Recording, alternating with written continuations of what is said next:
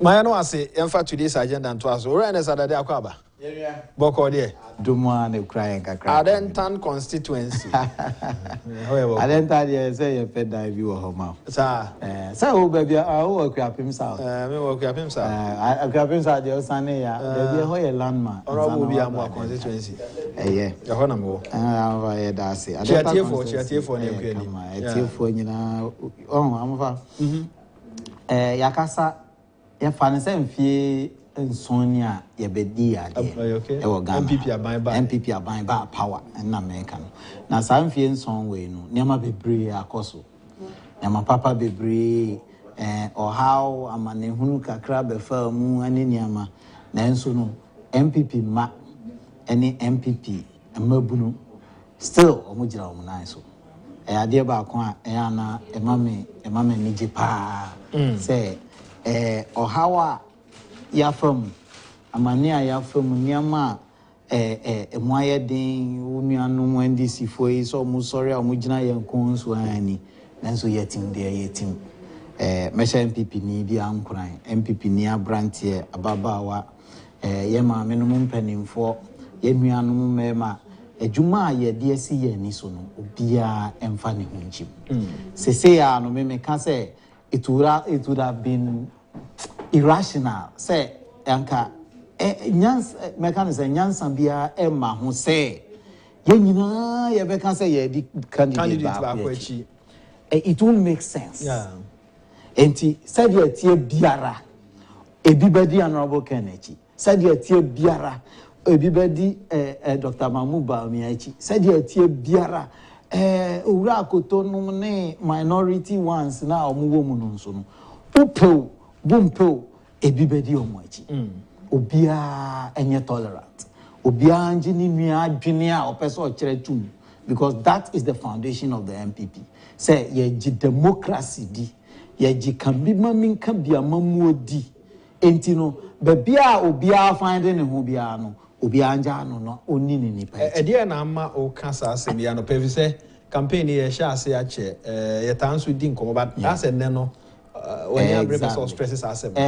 say obi ba me ho na ye meeting bi na amrante bi wo ade che ye no na me sorry ye mpo na ye se omo hwehwe me ba ya omo si na ade na ye Kwame Adade supporters pa meeting na amofa nkrofo ede omo ho baji mu na mbisa say na we su free ade ne say obi gidi pa say intimidation bi ebe free baby aba say ba say ne krakrakra no na say ba beto ho a obi be kan say o amofa fanti ye ma obi ana say o Kwame Adade afanti o de na nka party no kra no nsem fata nti wan hwe yi a shocks bi a be ba system no because obi so obi a say obeto amofa na obi a say han me a mo me wa amofa site na o dane ho na hwe na oni Kwame Adade na eko chobu ye ne na eko ahwe ya na akọ ezo ura apreku ukaya odane ne hu no bi sa say 16 ana because baby obeko bia obi a say meto ama me say obi edwin say we wo honorable Ken Afa we wo honorable His Excellency Dr. Mahmoud Bawumia Afa entino they should be afraid. I don't think so. Inti me can say emrantie no baby a wadwene kire wo say to waba ko no gina ho na to ko ho say ye meeting na say u feel say any agi say adwen boni na wo tirim say u pese u baji obi a me gidi say ye betu TNT ama obi at the end of the day transportation no me nyini say transportation e beba no ye be kan say DMB nkofo nje na honorable nkofo maye ntua DMB ma wo mu ana say honorable Ken de transportation eba maye ma others ni bi me nyini say sa na beba na then you to no constituency level transportation transportation there say we den ya beba na de run na danko akufo-addo nko na ye yes and no kura say ye man transportation inti me ye delegate titi nyana me ye delegate transportation no pe umpo betua ne kra no ho hia but binyi ni say obi a intimidate obi esese obi intimidate obi ana obi fa kwan boni bi so ehunahuna obi ye nyina obi ankoto na adwene okay ye to wi a eno na ebe ma ye to abane wie na se mi na menya wo obi na obenya wo se ye nyina ye to wie na obi akoto na adwene na wo to form team ye nyina ye de ya ho odin nyina be wura 2020 na se ukoye ohu agadre na we said wo ni afa wo ye be kire mu pa ye wie primaries na wo kwa be campaign ye kire mu pa ye wie primaries na wo kwa be campaign wo kwa wo be ko ba bia na fa win na ye nhwe enti no me de bia me kan say I am a true patriot we need a political party ye be kire mu pa the opposition kasa wo me no na be me gidie ni say ye nyina ye mfa akoma pa eni obi a ye pese ye di na echi se wo di na echi wie na se nipa no wini a all the others nobody is an enemy obi a emfumu ye wo nua ene so be pese ewi a na be kwa akoto be kwa campaign o timi gina nim ka kire se ye be kire mo pa ye be mu be hu de ene se ne o kire se ye be ko position pa se nya ye nyina na ye emotionally intelligence ana se bio ya dwene mu dosa ye nyina ye te ase se ye hia obia every vote counts in this kind of election, especially in an election like what we are going into 2024 me wo mo a intina na nyama bi hye mabufu obia na adwene ye ne say 2024 is a lost cause no onim di oka. Okay, I have said it a million times. I'm saying I can't show you so several times. Say wa adwene ye o say 2024 is a lost cause. Unim dia uka. Adenti. However, look, the closest the MPP came to breaking the 8 was in 2008. Factors being Ghana Nishaya or the Kotuaba, and what caused the NPP to lose the second round to the NDC, even though we lost the first round. Even though we won the first round. The man Obiko Tuma NDC second round, Emma NDC winning, is only one. Say NDC has taken parliament. And then so Oma take parliament there and you can because Ebema Ghana Ebasa Oma Amamu Basa. What I'm saying is that time we went for a second round. One more Omuka so mine mo ye dinti. Enti ase ba ku wo ho say o man no aye din nanso wabrabo ye chen owura mahama wo ho. Oh sir. Oh, ava. O man no aye din pa. Nanso ye sorry anopai. Se wo ye baba ni a ukoyitire a wo problem. Se wo yam nikanika, udi nikanika yamu eburo. Na anopai wa sorry na ukope wano aduane a wo problem ana. Yemfa say wo twi car wo ye taxi wo twi trotro na sa no pay wa sorry na wo kope petrol e de agu trotro ma de agu taxi mu akọ ye adwuma ene aye wo ye ti hoyi aye se o man no mu aye den wo problem ana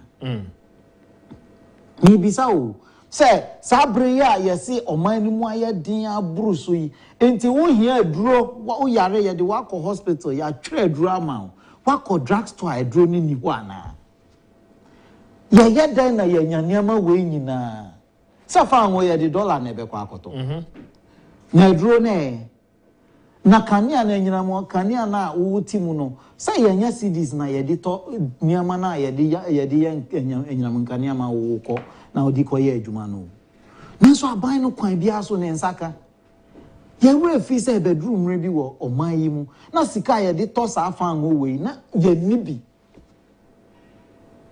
enti no wo si oman ni mu aye den de nanso me kan si so dua say na owura mahama na o san aba no a wo kwa akoto aba ama no so no no mbedi ade no sa bre na niam mu nya den say no na fa ngo kra no ntumi nto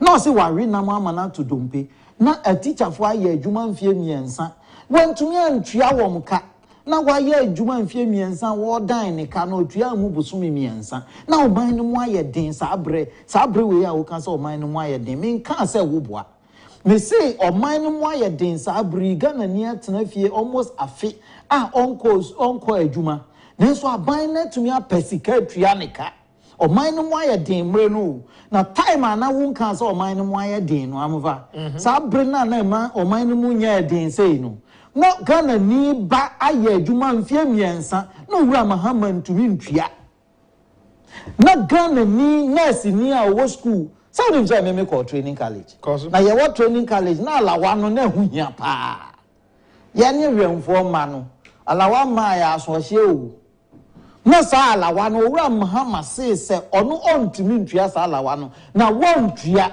na se no nti na wontu abama na jai sa bre no wo se sa bre no ye chen ena o man no moya den a na nso busumi so awalawa ba and so when nyina echi no udi nkomo wo kromu a ana bi no mo person mo kan say message ama o man yi abakosem especially the Fourth Republic the worst situation ayenya ni o na me kan say owura Gampa rector Professor there yeah o kan say bi ana mi hu ba bia wo no ogina bi ana ba bia ogina no nku but na edim pass me ne be ya adwene say sabri no ye mampani a otiso sesia would have gone down as the worst president in the history of Ghana. Enya no na ye discuss it. But me de yam fato ho na me de akire bibi mu. Say under Jerry Rawlings or enya time no ye PNDC no. E be ye NDC no. IMF program saying na ye firm ana mo fa me boa pepe na eba bedru 2000 da obe lose aba no na oman no net saying the only time we had a lot of stability under President Akufo same boa so obi tie ye na obi a wonti ase fufuru bia because we had to go through several IMF programs wo Ghana na me say me dey ya na me dey kai nkrofo ne say owura Lucky Mensa ebo nyumbi musician Lucky Mensa ye refi say na President Akufo teso no na the economy had stabilized na Nigerian banks na bebre relocate into Ghana na manoni banks South African banks na omunyina relocate into Ghana because na Ghana economy na peja to the extent say na owura Akufo edi Ghana hu comot to the extent say ye ba benya offshore banking wo Ghana the ama Switzerland no ene aman ni bi edi yie na Ghana do some pempenso na ye di hu comot wi an ye be sha ase wo man nanso owura Akufo hand over edi ma owura Ata Mills odi ma no busu me say ena Lucky Mensa bo nyum oto Atankra edi fa ni nua tawia so angrato na ya busu me say menye ni so nya 1 year yes but you see oto sankra no e dia na ma no to sankra no na nya oman no mu aye di nti na oto sankra no wan kasa niama nkoyie ye bread na enkoyie that was after taking over a very robust economy from the previous government the previous MPP government oto nkra no wie ye no e dia na see ye we went into a worse situation. And the NDC Fompo has nothing to put a finger on. Say Ata Mills betna se no. Niama otumi ye in 4 years because of umfie miensa ni faechi. Ana mewa. Na mfie miensa ni faechi no. Up till today, even the NDC when they are campaigning, him fa na wate so mo aba Ata Mills di. But Nana Dankwa Akufo-Addo be di ade no. Okansa oba obema Ghana for akọ school free. Okansa asem no 2008. Yeah, campaign 2012 okay. 2016 or signed it to her. Or buy an rafi.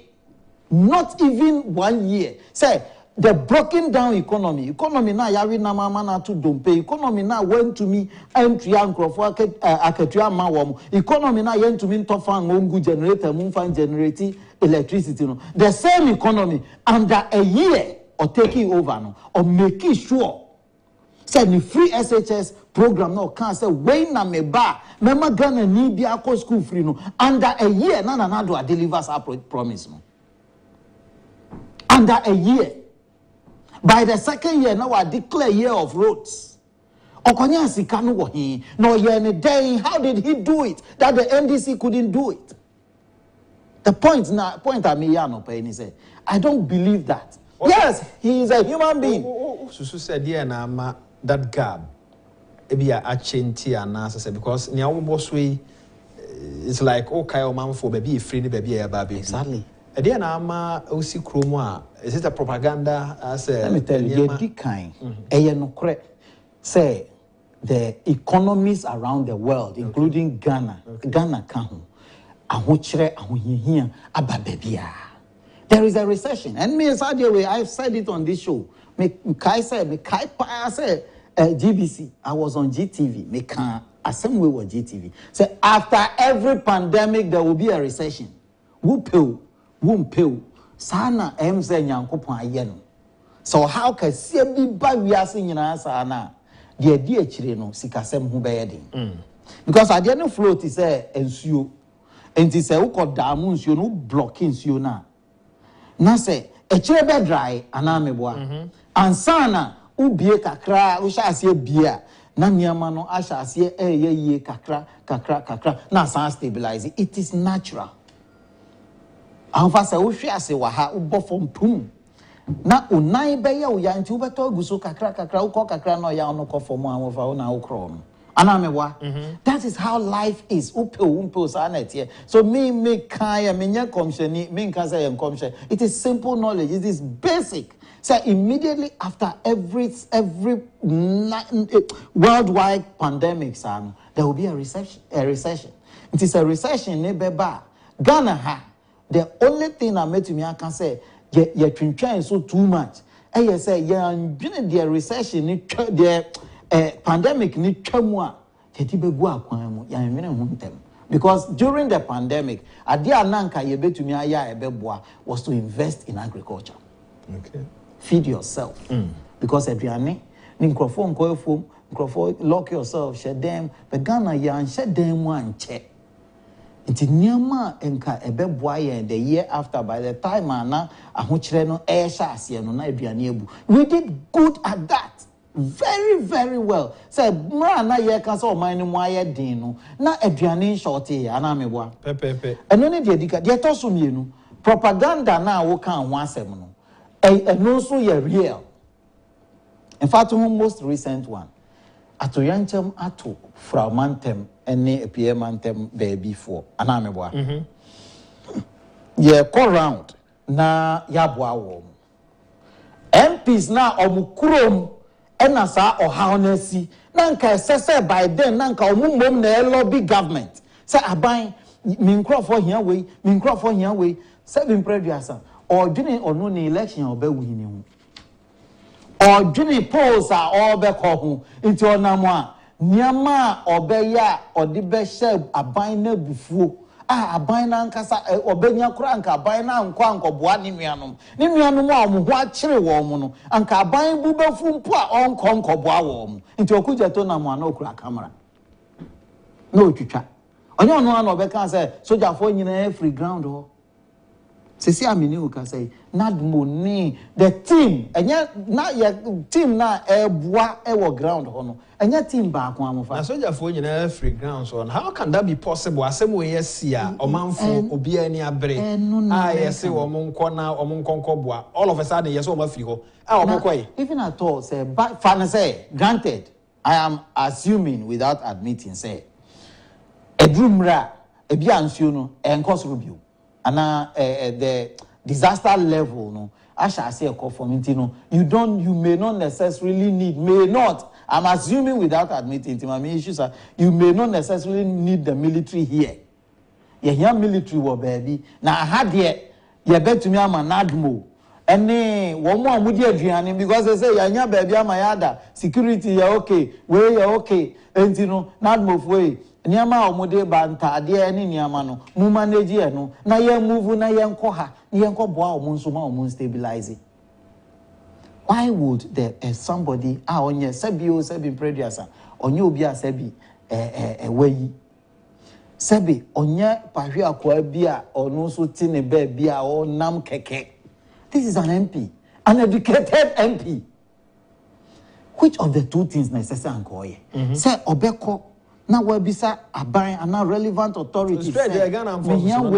Me here way. Now day na MI. We try photo no they are to social media. And I ye di aban na tem. Ushe omanpeni ekosra nkrofo na. Me na me ntie tape no. And obi na ofre me na ye di nkomo no no kan say yes di abani o. Nti me frɛ producer back in another station. Say, dear Martin, na mentie that day no. Nti obetumi send the tape na mama ana. O send the tape na me boy no. Asem o man peni kan ye. Nti waka boni pa no. Eno na ohima na onu oti ho a onu na His Excellency the President addressing no. Ofana say it's a joke. Say o man peni yes, resem kakra go can say who kona ko ka kire nkrofo. She took it for a joke. And it was a joke na mampeni di me na onse na osre because yes, you look at the body language. And I been so I say baby na omonipa no was abre no. Yeah, onse Ghana no penema ye mo ne ade. Maba most asem see ye no mampeni ni o man. Obedru ya no tu ni nai ko ena oni wo mu ko kasaye de o kan ya me eto ma sumpa ne se Ghana ni bia ho kire no a eye aban asede okuja to ne nkrofo antie omo antie we the MPs miensa na mo na mo area asem na si pa no omo antie no se omampani si eye aban na asede say wutu abama mi o say wantu abama mi o eya ban na sadie say say oyehu bibi. Nobody heard that, and I felt so bad. I felt it na me wuama sa MPs no omu bia anye madamfo anka me friend na ka kire say hu ani wu pa because unu ye hu a kire no enkrofo nsu afa omu niam nyina. They are here only the next election. Na sa nkrofo no say me say eduru ho a me meko area ho akọ campaign. In fact, nipa na onu na wukosa night eto abama no. Wo kire wo no enye wo wa ho kire no na odwene wo gimi sabe ene de wo feel say onu na adwene ya ne say o we de medima no fa na adwene ho kakra de mpa bia obeye. O na adwene ya ne say sabe wo wa adwene nya adwuma. Because o man no Queen Mother na oti ho no. Ohima na say onu de na de o hwe ne emwa ebefri aban ho aba. Enye joke president maye sabi na asem ni si ye no o mampani na mu ansuma nipa ma ho onu atu ni nai ba ho. But these MPs are not interested in that. Michelle said, Debia Meka, look, I don't have to insult my opponent to get a campaign message. I don't. They were calling for state of emergency. Why should you state of emergency? I'm fine, Pacho. Oh, dear, Usiamra. I said, you say. I just said, what's that Babroso? Yeah.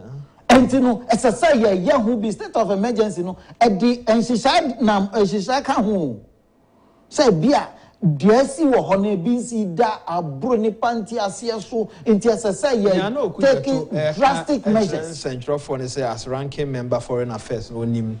Ambassadors in Pennyphobia Mokrom they are just waiting to see if they declare state of emergency now on Bebem to come and help and Mampenin cancel then intimate swan on Aboria so Sabaya which mean that maybe a state of emergency is a situation in which government is empowered to put through policies that it will normally not be able to do. Enti say you say aban a declare state of emergency and she share wo ho. Nyama bi wo ho no mu esesa aban di gu akwan immediately. Enye okujeto na na nka obefra aban say aban ye irresponsible if aban declared a state of emergency on a situation like this. Say ho no mo twen no say be ya be declare no. Na wa ka kire o say bi o aban no kra ye irresponsible. Because say am afi nsuo kra fire me declare state of emergency. Nti nsuo na afa nipa. Na ohia atade a obehye sisi a ohia tents. Nti okuje to person kire say Ghana phone to me mboaboa ye ho ano na ye ma ye ho tent. Hwe me kan ato aso normally not be permitted to do for the safety and protection of its citizens. A government can declare such a state of emergency during a natural disaster, civil unrest, when there is a conflict, armed conflict, war, coup, those things. They see ebini. Say bia, yemfa say aban be declare state of emergency. Nyame mpangu. Say ebia ye ka say dam yebu. Dam no nsu agu ekire nyansu ketwa o. Enti say dam yebu na fa nipa na nipa ewu.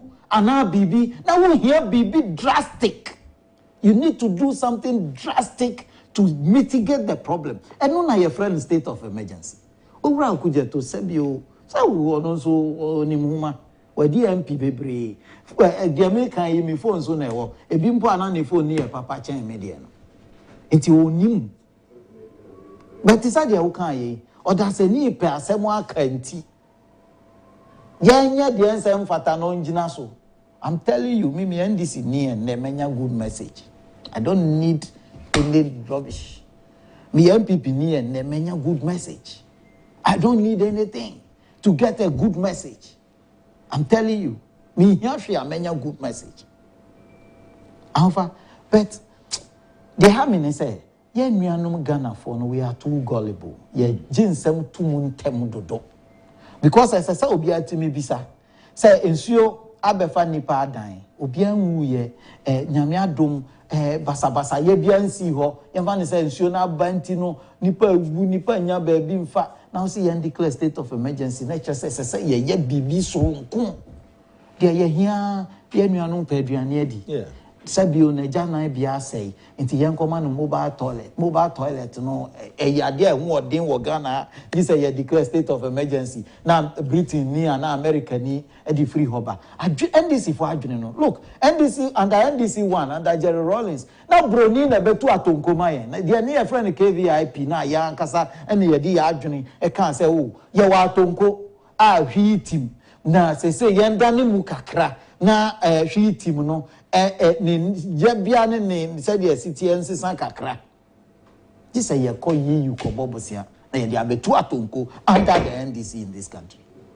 That's ukuja those thinking that is NDC ni adwene ye ko bobosia na sebe ye mfam betu atonko enye say ye de be ye de flashy bio WCO na no de be ka say we de abefo broni de me final question say wo sikromu a na wo hwe say de omanfo ahon ke Kencity ne situation ayi wo mu a ogidi say economy no back kakra economy has improved drastically. One, the dollar was on a free fall since for like close to a year. Now every few days na dollar cost. When was the last time you had a rise in the dollar? So the dollar has stabilized. Number one. Yeah, headed towards Christmas time or more cranium money here dollar more emuna yekwe nti ye kan aban echo cabinet meeting omo call cabinet retreat no de omo kan ye ne say say ye economy ne ho bibi na stability ya ye enjoy ye to me sustain no ye to me manage na ye di kan mbambeji unko jina Bank of Ghana say me per dollar na say bio me dia kokra nsuo ensure no ye wo bottle water companies bebre wo Ghana ha ensure mo ye no eso ani a ani eye kama unum a usu unum a ye yie una ye hwan kura unum a ye yie so opese wo ko amanoni na wo ko num America ensure wo Ghana ha ene e ko na ko pe dollar na ban emma dollar nkoye niama ye betumi aye bi wa ha this decision cry in my opinion a chedodo achedodo say brebi e twam e baaye say enye bibia na wo hia dollar de akokra exactly betumi assist you and then na emre bi e be baaye kra na ye ka after COVID na ahokyere ya aba no na people were saying say the only currency that was growing in the world was the Russian one. Well, how did the Russians do it? Immediately I can say West no de omo de tabo na ato omo so no ehwa na omo say okay ene ye sika asem nhihye ye besisa wa wo pe dollar bibia akwa ye bibi wo babia no ye ni dollar bia ye ndi dollar biom ye di ruble na na ebe kwa akoto wo beto ade afiri omo ho a wo di dollar ba ye nje ko fa yen ruble no mra enti ma ruble no tumrika koso because who koto Russian gas Europe use Russian gas who koto Russian gas amenfa dollar ma ba bia wo benya ruble bia ko pebra wo nya ruble a ye nton ma wo so hia gas no nti wo be kwa akope ruble nti on hia dollar ono no nyama odibe obekra free amanoni aba bebre oni aman ni bebre kokasai nti wo de me wo we ma me mfa ma na wo so ma me wo de no so he didn't need the dollar say ya twa dollar ye hia no so a ebe ma dollar no anya ahoden kakra because say see ano ye pe dollar dia akoto bibia ya kwasisa ye di sa force niama we bebre ye kama be ye di force fridge beba wanhwe ya wontumi nton na wa beto atwene wa ha no ye friend dumping na wo di yen dollar fia na akwa akoto e no say ye see ye ma wo dollar nko ye no a ene be bia wo benya ska akwa akoto aba no na dollar na aka no ye mfa no say bronya adru nti ye pe entade ankrofo be hye akodi omu bronya eno ye ehu hia na ye de ani akọ emo ankrofo be di omu bronya na ye ho na ye di dollar sha na ebe boa ya na ye di akọsho niam ebe boa ya sitna ya nya hu bibia e de animgu ase ebe bre na ye di dollar na akọsho ho me da say Joan Home, wow, you and Ernest are looking too good on the screen. What Ernest is saying is the obvious. Discerning Ghanaians are still aware that the NDC, especially John Mahama, is not an option. They have seen it all. YAB, the West situation is not being likened to governance, but the economic situation brought about by the pandemics. I think all this will be reinforced during the main campaign period. The truth will prevail over lies. Oguseku ewadamfa eda se akra se ojo ahome na eja obae o pension sika no o blow no kakra me chia unia asante. Solomon Kwe says regards to Ernest, the NDC is not a political party but a mafia group whose modus operandi is to deceive Ghanaians to vote for them to come to power, create, loot, and share. 19 years of Rawlings rule, in addition to 8 years of NDC, totaling 7 years rule. What is there to show? Nothing. Ghanaians should not make a mistake by voting for John Abbas Mahama and then his NDC. They will regret in no time after voting for them. Oguseku mame na wase na menna Ora Solomon Queen so ase for sending in this message. Protozoa says yes, times are hard because of COVID-19. Okay, also that's it for joining us. Now me kai o say the honorable Ken campaign no go so abusuafo won so woni nipa na ebi no mo kan say baby ayedro no with Ken 2024 election no and yeah possible name simple obi say possible obi say simple Mamin Kai was say Ora Ken campaign team no a launch a kwan abetumi afa so support to the campaign no na wonom ewo a short code ya a star 797 hash star 797 hash no I follow instruction no and no pa ho a almost sign so various account numbers momo number no 059 kainasha no so fama me 0598891237 0598891237 na eno so wakai asha no so de amame ode usika efa ho no ma edi eka ho no Kennedy Foundation ema uremfi na fafa ho sanso so na yewo Fidelity Bank account number ya bank account number no numbers a ebeboa ama niema tumi aye kama ede amount kai na hye no so bank account number no 1050034563565310 and we Ghana number 1050034565310 eno Ghana Fidelity Bank CDs which me e dia fa ho sanso na ono me wo US no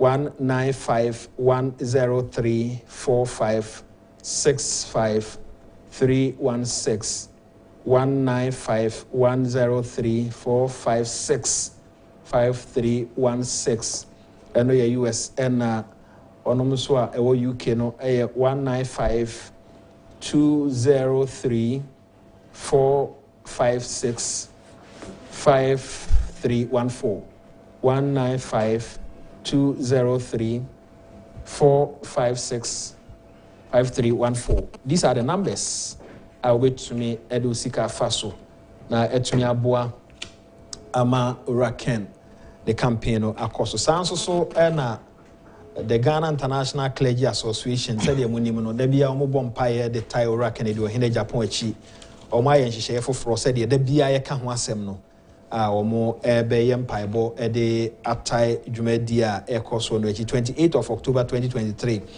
12 p.m. Ekopim 5 ewo Peace Chapel International Nyameche La Paz N1 Highway no so speakers no doso including Elder Safo Kantanka, Reverend Boniface Texan, Bishop Bright Adofo Eno Mwaka na ni esi ne naso ye Reverend Apostle Edmond awite ena esi ne nan so eto yensa frɛ obi ase duru hono mabra beboa na yemfa mpaibo entire chire team a ekadwumadi no hono aye behold I will do a new thing says the Lord. Isaiah 43:19 no akaya hye no so adwumadi no mra na wie ya mafa medase nti sabre ye ka sei de mede betwa to nso amagana fo nyina tene se ye wo emra a turbulent time within the history of the MPP or within the scheme of things within the MPP. Yeah, asema yeta can say MPP for say a drew internal election na.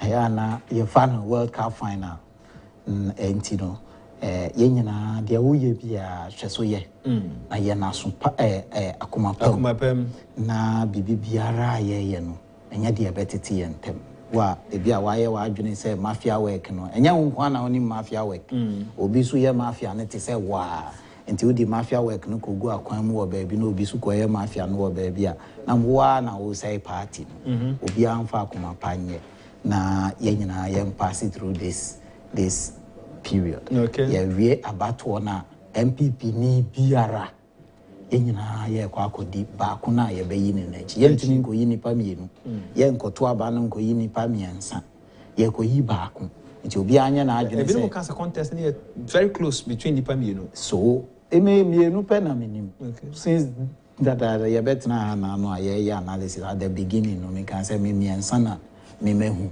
Ora, Vice President, His Excellency the Vice President, Ora Alan Chermantin, Ora Kennedy Agyapong, Nipa Miensa, we one more can one beboy, omo to me ma polling station for some quiet there. Omo mafo, from the last election cycle, so anyway, do you think, sir? Special delegates conference in this animal, oh, there be asked for me immediate special delegates, Nadia. Say I defeated the purpose of the bringing in polling station for some beto abano because say special delegates na koso now the special delegates na could decide here. Now we are assuming say the special delegates now could decide should influence one more police station for them. So say na the special delegates na sa group na first no moto aba. Any see yamba. Any young twemu na omunkwan komkoto e. Enti me imagine say I don't believe that should even influence the rest. Then it has defeated the purpose. And then the tosu me nunti amemene special delegates no kwa me menya nka ye next congress no. I think I will be one of the proponents say enter special delegates because it brings more division than the party. Yeah, it's bringing more division. Say ampoa anko ye one-sided but say ko ba say ye konya one special delegates conference ye omuko shia na omuko to aba no na nipa ni nyina ko difa akwa. It's rather going to break the party and create problems for us. Media So nipa 1,000 ebeba. Says that decision was promulgated after Ura si edun ketia kan says akromfo edunson ekoyi akromfo penny na influences says that if 1,000 people come, we will vote for them. Media margin once media margin no say many supporters pa. But I'm one of the people who is going to propose it during our next Congress. Divide we a true patriot.